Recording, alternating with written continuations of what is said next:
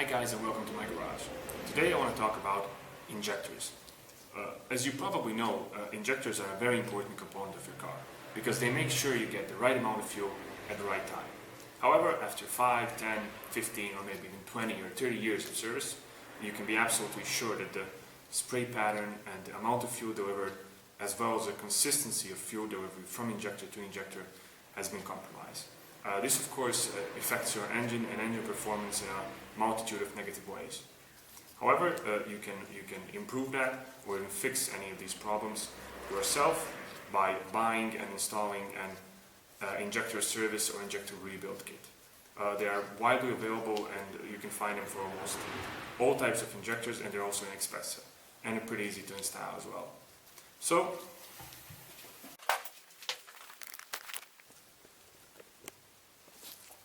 here you can see my injector rebuild kit. It consists of 4 Pinto caps, 4 lower grommets, 4 upper rail spacers, 4 O-rings, and 4 microfilters. This particular kit is for my injectors that came off 1987 Toyota MR2 with a 1.6 16 valve engine. These are, you can say these are old school injectors because they have Pinto caps. Newer types usually don't have Pinto caps. However, these injectors are very durable, as most conventional type injectors are, so if somebody tells you that you need to replace them, be sure that you need to replace them, because often these things any problems related to them can be fixed by installing a rebuild kit such as this one, or maybe having them professionally cleaned. They very rarely fail, unlike some very modern types of injectors that you can find, for example, in direct injection gasoline or common rail injection diesel engines. Okay, the first thing I'll be replacing are these O-rings and the upper rail spacers. Now these are very easy to remove. All you have to do is pinch the O-ring on one side and then just roll it over. There you go. The rail spacer is even easier to remove. You just gotta basically take it off, and that's it. You will now take a new O-ring and the new rail spacer. First install the rail spacer, because otherwise it won't fit over the O-ring. As you can see, the rail spacer is the same on both sides, so it doesn't matter which way you put it, up or down. We'll push the rail spacer on. New ones are much more flexible. They also aren't brittle, so they take a bit more of an effort to push on. Okay, here's the new O-ring. Installation is again simple. Just roll it over. Okay, that's the easy part. The next part is removing the Pinto cap. Okay, depending on the injector and the condition of your Pinto cap, you can sometimes remove your Pinto caps with hand just by pulling them off. Since my injectors are almost 30 years old, you can see the Pinto cap is completely discolored, and it's also so old that you can actually remove it with just a bit of strength. There you go. Now, when replacing Pinto caps, the part that you really have to be careful about is this little needle. Now, you do not want to damage this part, because if you damage the needle, you will need to replace the injector.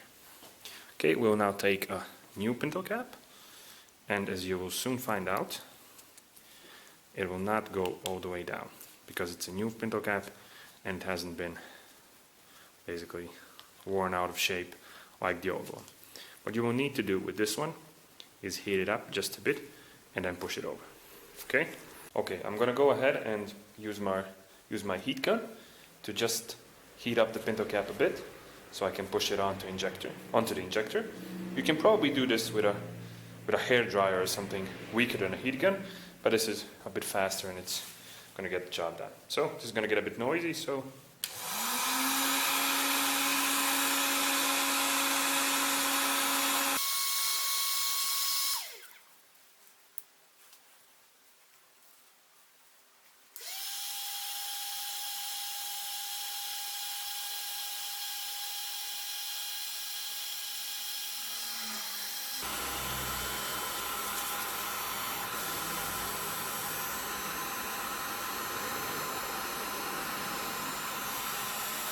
Okay, here we go. Because this thing gets a bit hot, I use the old Pinto cap to push on the new Pinto cap instead of my fingers. But there you go. As you can see, the needle protrudes just a slight bit. So be careful when you do this. Okay, the lower grommet is also very easy to install. As you noticed, my injectors didn't have these. They were actually so brittle and old that they basically disintegrated. These are the new ones. The narrower end goes on the bottom and the wider end goes towards the wider end of the injector. So we just pop it on, and there you go. Looks better already.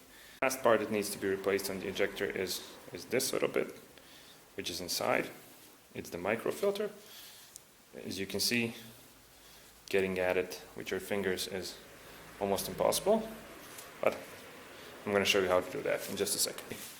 To replace the microfilter, you will need to find a screw that fits just right and screws right into the microfilter and put it in a vise. Now, when replacing the microfilter, be sure not to get any foreign matter inside the injector. So get a new set of gloves or make sure your hands are 100% clean. So I'm going to go ahead and screw the filter onto the screw.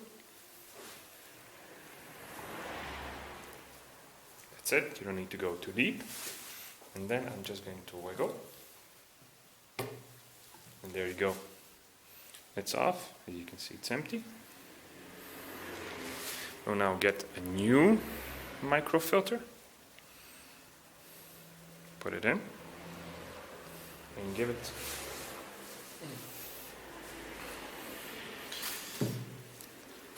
it just a very light tap with the hammer. There you go. One brand new microfilter is in. And there you go. That's pretty much it. The O-rings, the spacers, the grommets, the Pinto caps, and the microfilters. Thanks for watching.